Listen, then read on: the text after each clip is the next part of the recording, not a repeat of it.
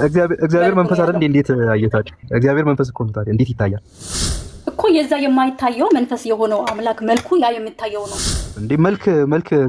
መንፈስ መልክ አለው እንዴ? አስነበብኩ። አይታየም? አንብበው እስቲ። ለዛው ምሳሌ እኮ ነው የሚለው እንጂ ፐርፌክት እኮ እንትን አይለውም ማለት በእንግሊዘኛ ነው ኢሜጅ ምንድነው? ላይክነስ እኮ ነው። ታዲያ ኢሜጅ ማለት ላይክነስ ነው፣ ፐርፌክት አይደለም። እግዚአብሔር አብ በእግዚአብሔር ወልድ ነው። ስለዚህ እግዚአብሔር አብ በእግዚአብሔር ወልድ ሆኖ ማለት ምን ማለት ነው? ስለዚህ አሁን አንተ ምን አልከኝ? ይሄ ክርስቶስ የተባለው ራሱ እግዚአብሔር ነው አልከኝ። ከዛ ይሄ አስታራቂ የተባለው እግዚአብሔርም እግዚአብሔር ነው አልከኝ። እግዚአብሔር በእግዚአብሔር ሆኖ ዓለሙን እንዴት ነው ከራሱ ጋር ማለት አልኩሽ እኮ ያው የመለስኩልሽ እኮ ነው። እግዚአብሔር ወልድ ስጋን ለብሷል። ስለዚህ የማስታረቅን ስራ መወጣት ይችላል።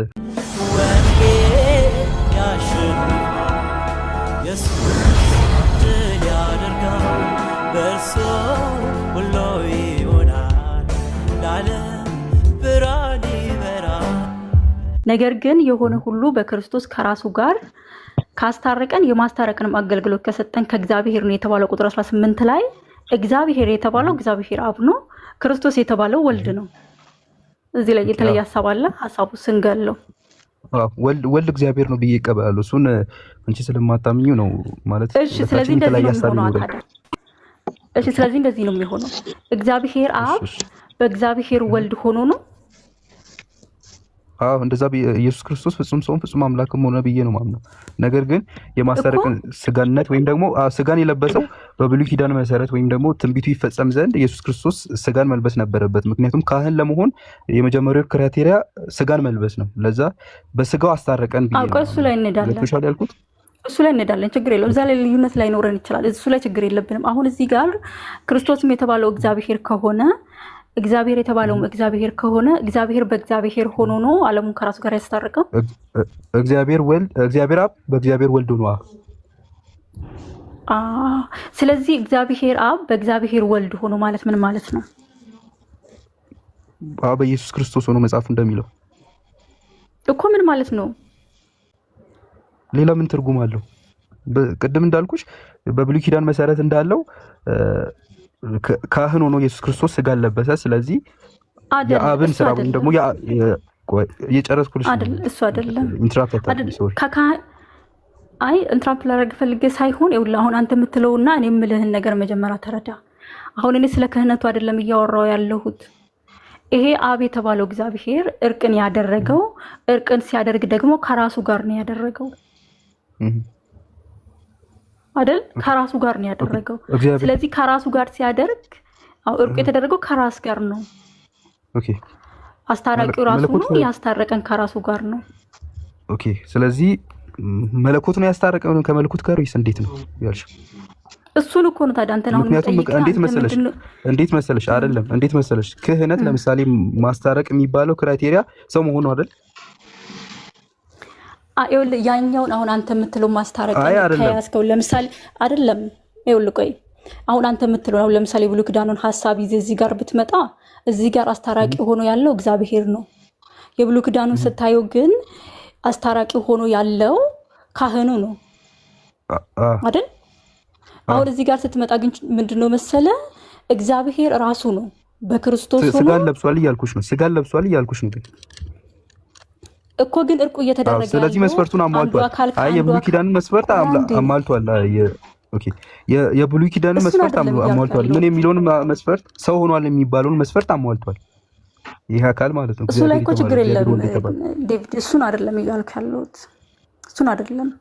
እኔ እያልኩ ያለሁት እርቁ እየተደረገ ያለው አንዱ አካል ከአንዱ አካል ጋር እያስታረቀ አይደለም ያለው።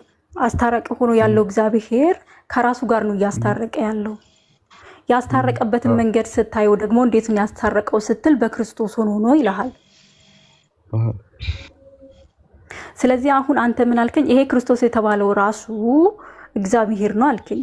ከዛ ይሄ አስታራቂ የተባለው እግዚአብሔርም እግዚአብሔር ነው አልከኝ። እግዚአብሔር በእግዚአብሔር ሆኖ ዓለሙን እንዴት ነው ከራሱ ጋር ማስታረቅ? አልኩሽ እኮ ያው የመለስኩልሽ እኮ ነው። እግዚአብሔር ወልድ ስጋን ለብሷል። ስለዚህ የማስታረቅን ስራ መወጣት ይችላል። ለምን በብሉይ ኪዳን መሰረት ወይም ዘሌዋውያን የሚባሉ የሌዊ ዘሮች they are human being። ስለዚህ ሰው ስለሆኑ ማስታረቅ ይችላሉ። የመስፈርቱን የሰውነትን ስላሟሉ ክህነትን ማለት ነው። ኢየሱስ ክርስቶስም ሰው ሆነ። ስለዚህ በእግዚአብሔርነቱ መለኮትን ስለያዘ ይዟል።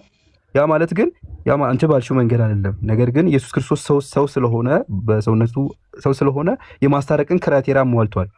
እሺ ያልኩሽ ገብቶሻል?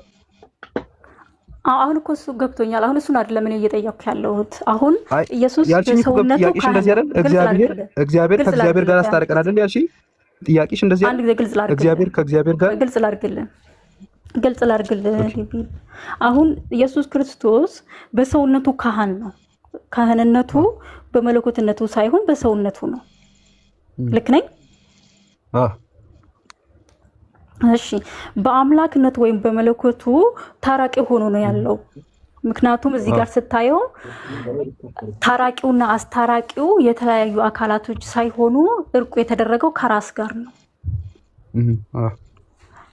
ስለዚህ በዛ በካህኑ ወይንም በዛ በሰውነት ያለው እግዚአብሔርነት ያ መለኮትነት እርቁ ሲያደርግ ከራስ ጋር ነው እርቅ ያደረገ የሚለውን ሐሳብ እንይዛለን። እዚህ ጋር ልክ ነኝ?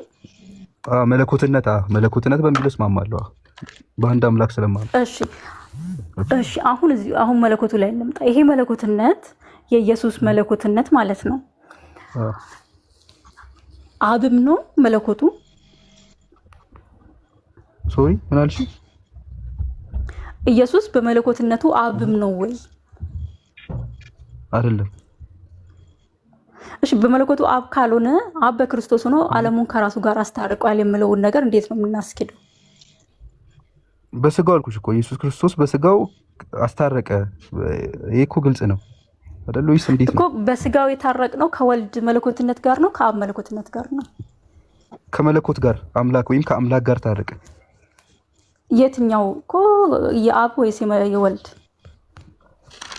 አምላክ እኮ አይዴንቲቲ ነው። ኦኬ እዚህ ጋር ያለው እግዚአብሔርነት የሁሉንም የያዘው ነው። እዚህ ጋር ያለው ባህሪው ነው።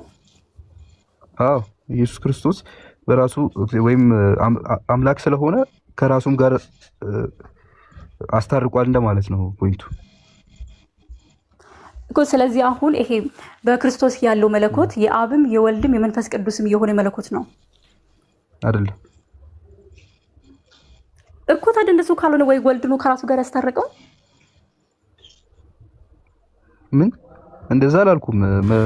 ከመለኮት ጋር ነው ያስታረቀው። ሳሪ ጥቅሱ ይነበብለትና ቀስ ብሎ ይየው እንጂ ምንም ድካም ነው አለዛም የሆነው ሰውን የሚሰማውንም እንዴት ነው እኮ እኔ ግልጽ እያወራው ነው። እንዴት ነው ያልተግባባ ነው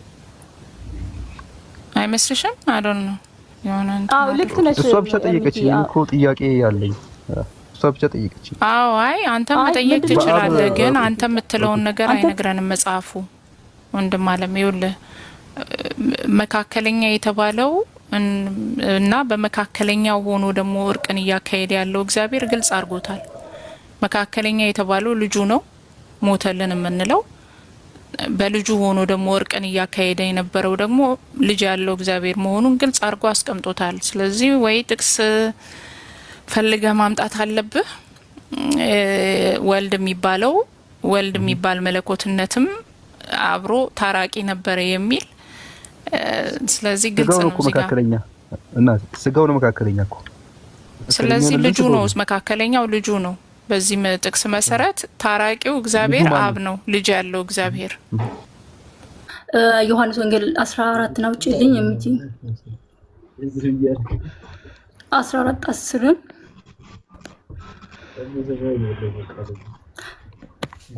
ይሰማሃል ዴቪድ? ወይ ታነባለህ? ቁጥር 10 አንዴ አንብበው እስቲ። እኔ በአብ እንዳለው አብም ኦኬ። እኔ በአብ እንዳለው በእኔ እንዳለ አታም ኦኬ። እኔ በአብ እንዳለው አብም በእኔ እንዳለ አታምንምን? ኦኬ። እኔ የምነግራችሁ ቃል ከራሴ አልናገርም፣ ነገር ግን በእኔ የሚኖረው አብ እርሱ ስራውን ይሰራል ይላል። አዎ ቅድም ምን ብለህ ነበረ? አብ እንዴት ነው በእርሱ ሆኖ ያስታረቀው? በእርሱ ይኖራል እንዴ? እንደሱ መጽሐፍ አይልም ብለህ ነበር። መጽሐፉ ይላል። ስለዚህ ቅድም እዛ ጋር ስንለው የነበረው አብ በክርስቶስ ሆኖ ዓለሙን ከራሱ ጋር አስታርቋል ሲባል እየኖረ ነው። እየኖረ መጽሐፉ ምንድን ነው የሚለው? መጽሐፉ ምንድን ነው የሚለው? ይሄው ያነበብከው በእኔ የምኖረው የት ነው የሚኖረው? አብ ኦኬ። ኢየሱስ የሚባል አካል ወልድ የሆነው አለ። እሺ አብ የት ነው የሚኖረው? በኢየሱስ ውስጥ መጽሐፉ ምንድን ነው የሚለው? በእኔ ነው የሚኖረው ይላል አብ እንጂ በእኔ ውስጥ ይላል። ምን ማለት ነው በእኔ ነው የሚኖረው ማለት? አንቺ አይደለ ያመጣሽኝ? አንቺ መልስልኝ። እየጠየኩሽ እኮ አንተ እኮ ነው ይሄ በእኔ ነው የሚኖረው የሚለው ራሱ የለም ስትል ነበር ቅድም። ስለዚህ አሁን በእኔ የሚኖረው አብ እርሱ ስራውን ይሰራል። የት ነው የሚኖረው ነው ብዬ ጠየቅኩት።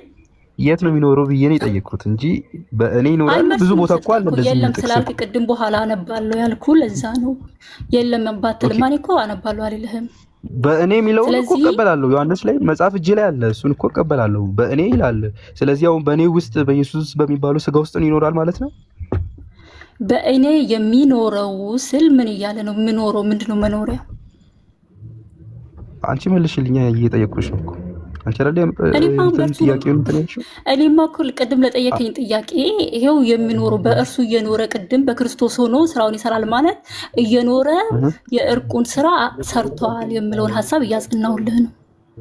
ስለዚህ በውስጥ ይኖራል ማለት ነው አይደል? በወልድ ውስጥ ታዲያ ካጠገቡ ይኖራል ማለት ነው። በእኔ የሚኖር ማለት ይላል። ታዲያ በወልድ ውስጥ ይላል።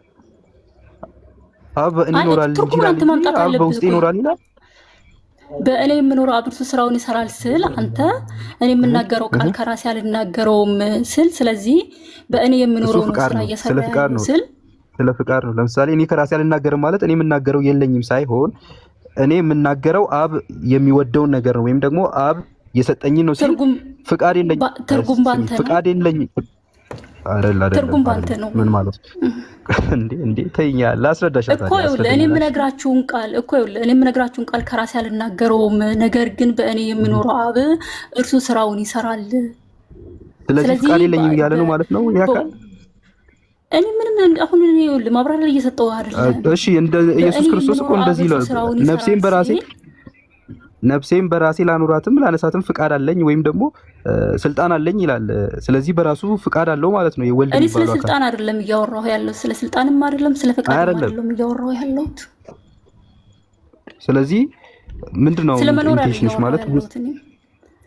ስለዚህ በውስጥ ይኖራል ማለት ነው። ቅድም እግዚአብሔር በክርስቶስ ሆኖ ዓለሙን ከራሱ ጋር ያስታርቅ ነበር የሚለውን ሀሳብ ስናነሳ በክርስቶስ ይኖራል ማለት በእርሱ ውስጥ ነው የሚኖረው። በእርሱ የሚኖረው የሚባል ራሱ የለም ማለት በውስጥ የሚኖር የለም ብያለሁ። በእርሱ ውስጥ የሚኖር የለም ብያለሁ። ነገር ግን በአብ ይኖራል የሚለውን አለ እቀበላለሁ። ነገር ግን በውስጥ የቱ ጋር ነው የሚኖረው? እሺ ንገረኝ፣ አንተ ንገረኝ። የቱ ጋር ነው የሚኖረው? በእኔ የሚኖረው አብ እርሱ ስራውን ይሰራል ስል የቱ ጋር ነው የሚኖረው? ውስጡ ካልሆነ የቱ ጋር ነው? በውስጡ ይኖራል ማለት ነው። በውስጡ ይኖራል ማለት ነው። እንደዛ ማለት ውስጡ ካልሆነ የት ነው እንዴ? ሁሉም ቦታ ይኖራል እኮ አብ። እሱን አልጠየቅኩም። አብ መኖሪያ ቦታ ሊሚት አለው? አይ ሊሚት አለው። ታዲያ አብ እኮ በሁሉም ቦታ እግዚአብሔር መንፈስ ነው፣ በሁሉም ቦታ ይገኛል። ዴቪድ እሱን አይደለም ጠየቅኩ። እሱን እኔ ማንቋለሁ። አብ በእኔ የምኖረው አብ የምለው እሱን ልትነግረኝ ትችላለህ? በፍቃዱ ለምሳሌ በፍቃዱ አብ ከሱ ጋር ነው፣ በመንፈሱ አብ ከኢየሱስ ክርስቶስ ጋር ነው። በምድር ላይ ኢየሱስ ክርስቶስ የቱ ጋር ነው በፍቃዱ የሚለው? መጽሐፉ ሙሉ አሁን ባነበብኩ ነው። ከራሴ አንዳችም ላደርግ አይቻለኝም፣ ነገር ግን የአባቴን ፍቃድ ለማድረግ ነው የመጣሁት አለ። ስለዚህ በፍቃዱ አብ በመንፈሱ አብ ከኢየሱስ ክርስቶስ ጋር ነው።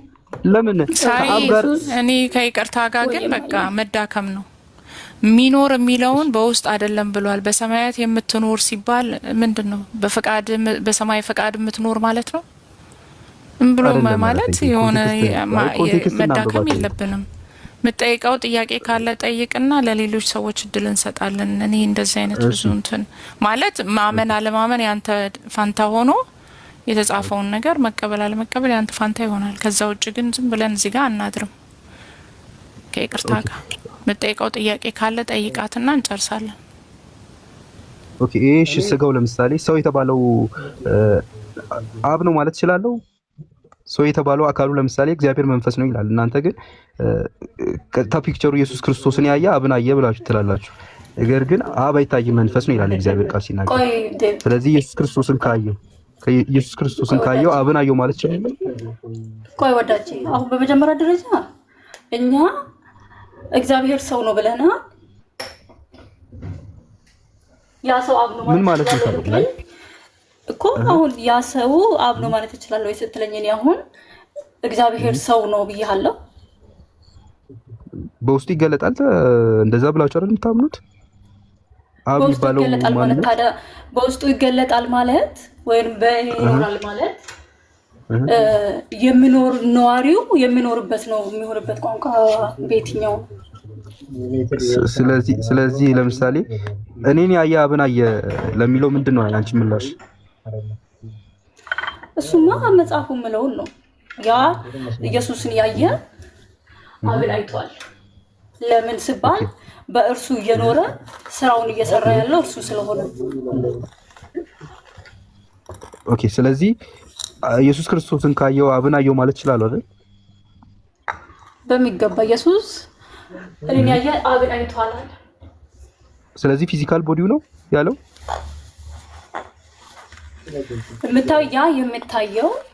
የሚታየው የዛ የማይታየው አምላክ መልክ ነው። መልክ ማለት ምን ማለት ነው? መልክ ማለትማ እንትን ላይ አውጭልኝ የምጂ ቆላስይስ ምዕራፍ 1 ላይ